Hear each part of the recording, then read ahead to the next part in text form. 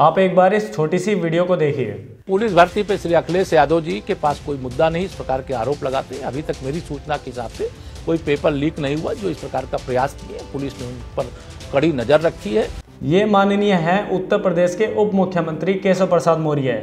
वैसे इनके बारे में थोड़ा बता दूं मैं, ये सिराथू विधानसभा सीट से जो है विधायकी का इलेक्शन लड़े थे अभी 2022 के विधानसभा चुनाव में जो यूपी में हुए थे। तो उसके बाद सिराथू सीट पे इन्हें पल्लवी पटेल ने एक काफ़ी बड़े अंतर से हराया था और इनके हारने का कारण अब आप सभी समझ ही गए होंगे। दरअसल जो आदमी प्रदेश के बारे में इतनी सी भी जानकारी नहीं रखता, उसका विधायक बनना या फिर उप मुख्यमंत्री बनना काफ़ी हैरान कर देने वाला है। मैं तो काफ़ी आश्चर्य में हूँ अभी भी कि भाई ये आदमी जो है हारने के बावजूद उप मुख्यमंत्री तक कैसे पहुँच गया।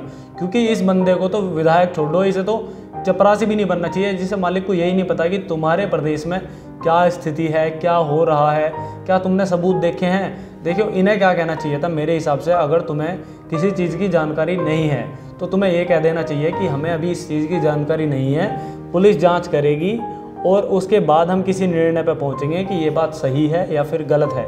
लेकिन इन महाशय ने साफ तौर पर कह दिया कि भाई पेपर लीक नहीं हुआ है, ये अखिलेश यादव की चाल है। अब भाई एक बात बताओ, जब तुम लोग जो है जो सत्ता में बैठे हो, अगर तुम जो है हमारी बात नहीं सुनोगे, विद्यार्थियों की बात नहीं सुनोगे, तो बच्चे किसके पास जाएंगे ये बताओ। फिर वो विपक्ष के पास ही तो जाएंगे। लेकिन विपक्ष के पास जाने से पहले हम सभी लोग जो है, मैंने भी फार्म भरा था यूपी पुलिस का, हम सभी पहले विधायकों के पास गए या जो जिस तरह से जिसके पास जा सका वो गया। लेकिन इन लोगों ने छात्रों की एक भी नहीं सुनी।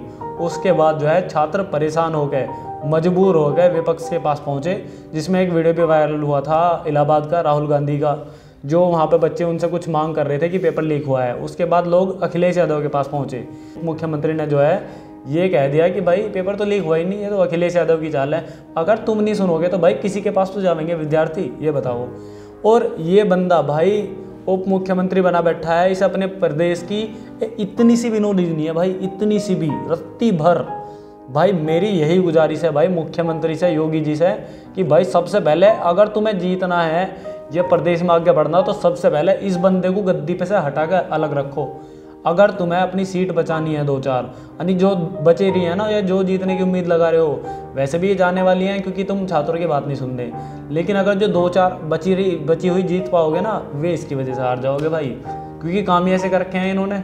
भाई ये बताओ, छात्र इतने गुस्से में हैं, भड़के हुए हैं, कम से कम 20 लाख बच्चों तक पेपर लीक हुआ है। लेकिन उसके बावजूद ये बंदा जो है बैठ के मीडिया चैनल पे, जिसे पूरा देश देखता है, ये बोला कि पेपर तो लीक ही नहीं हुआ। पेपर कहाँ लीक हुआ? ये तो सब अखिलेश यादव की चाल है। तो भैया ये तो देख लो कि विरोध का जो स्तर है वो कितना बड़ा है। लाखों लोग, भाई कुछ हजारों, 2-3 हज़ार, 4 हज़ार तो कह दोगे कि भाई किराए पाए होंगे, भाई लाखों लोगों की संख्या है भाई, विद्यार्थियों की, जो प्रदर्शन करने में जुटे हुए हैं। अभी तुमने देखा होगा ट्विटर पर ट्रेंड चला था, 3 मिलियन क्रॉस कर गया हैशटैग, 30 लाख के लगभग। अब बताओ, तो अब ये तो कह नहीं सकते तुम कि छोटे स्तर पे लीक हुआ। और मैं खुद बता रहा हूँ, मैं खुद एक अभ्यर्थी हूँ, मैंने भी परीक्षा का फॉर्म भरा था, मैंने पेपर भी दिया है। हमें खुद कई ऐसे लड़के मिल गए जिन्होंने बता दिया कि हम पे पेपर आया था। भाई अब क्या कहना किसी को, आया था तो आया था, उनकी गलती नहीं है, उनके पास तो आ गया भाई व्हाट्सएप पे। हम क्या करें, हमारी गलती बताओ। हमने तो कोई टिप नहीं करी, 15 घंटे पढ़े, हमें क्या मिला ये बताओ? कोई फ़ायदा नहीं हुआ। मेरी सरकार से यही गुजारिश है, सबसे पहले तो इस जो उप मुख्यमंत्री बने बैठे हैं ना ये महाशय, सबसे पहले तो इन्हें हटाया जाए। उसके बाद आगे की कार्रवाई देखो, क्या करना है तुम्हें, क्या नहीं करना है। तुम सभी को अंजाम पता है जब जांच होगी, अगर तुमने ढंग में करी तो। अगर जांच बिल्कुल निष्पक्ष हुई तो तुम्हें पता है कि पेपर लीक हुआ है, सभी को पता है। और अगर जांच निष्पक्ष नहीं हुई ना, तो हम हाई कोर्ट या फिर सुप्रीम कोर्ट कहीं तो जाएंगे, वहाँ से जीत के आ जाएंगे। तो हम पेपर तो करवा लेंगे, री एग्ज़ाम, कोई दिक्कत नहीं है। लेकिन भाई साहब तुम्हें जो है ना दिक्कत आ जाएगी। मैं सरकार से विनती कर रहा हूँ कि ऐसे जो अपनी विधानसभा सीट से ही नहीं जीत के आया, आपने उसे उप मुख्यमंत्री कैसे बना दिया? मेरी तो मुख्यमंत्री जी से यही मांग है कि भाई ऐसे लोगों को बिल्कुल भी विधानसभा लेके मत जाओ, वरना पार्टी के लिए सिरदर्द बनेंगे, और तुम्हारे लिए तो बनी बैठे हैं फिलहाल में। तो भाई साहब मैं तो इनकी नॉलेज देख के जो है ना, मैंने तो हाथ जुड़वा लिए, भगवान बचावे ऐसे लोगों से। तो इन्होंने छात्रों में गुस्सा और भर दिया दुगना। मामला शांत करने के बजाय छात्र भड़क और गए इनका बयान पढ़ के, सुन के। भाई कैसे आदमी है, मैं खुद नहीं समझ पा रहा कि भाई कोई वैसे ही छोटा मोटा कह दे कि सभासद कह दे, या कोई और कह दे, मगर छोटा मोटा आदमी है भाई, कम पढ़ा लिखा होगा, जानकारी ना होगी भाई। उप मुख्यमंत्री है बंदा, उप मुख्यमंत्री, प्रदेश की इतनी बड़ी जिम्मेदारी संभाले बैठा है और ये नहीं पता कि प्रदेश में क्या हो रहा। भाई तुम तो प्रधानमंत्री भी नहीं हो कि तुम्हें यहाँ का काम देखना पड़े, वहाँ का काम देखना पड़े।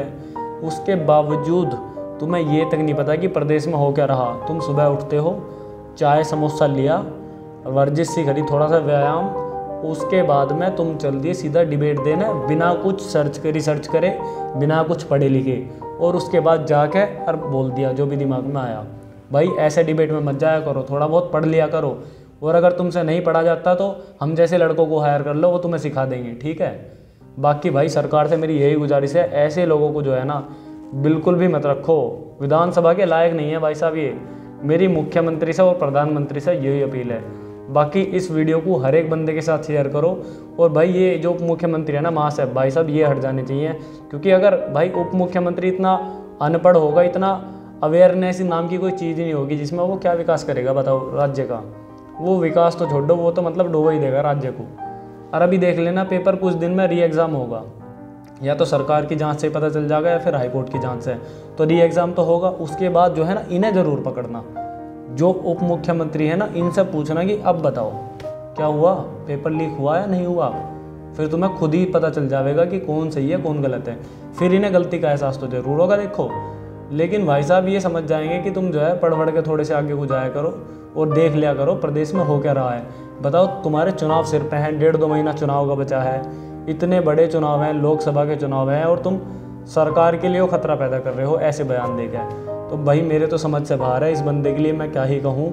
अगर मुझसे कुछ गलत शब्द निकले हों, वैसे तो मैंने गलत कही नहीं, जो सच्चाई थी सिर्फ वही कही, लेकिन अगर फिर भी तुम्हें कुछ को लगा हो तो भाई मेरी हाथ जोड़ के माफ़ी है मेरी तरफ से।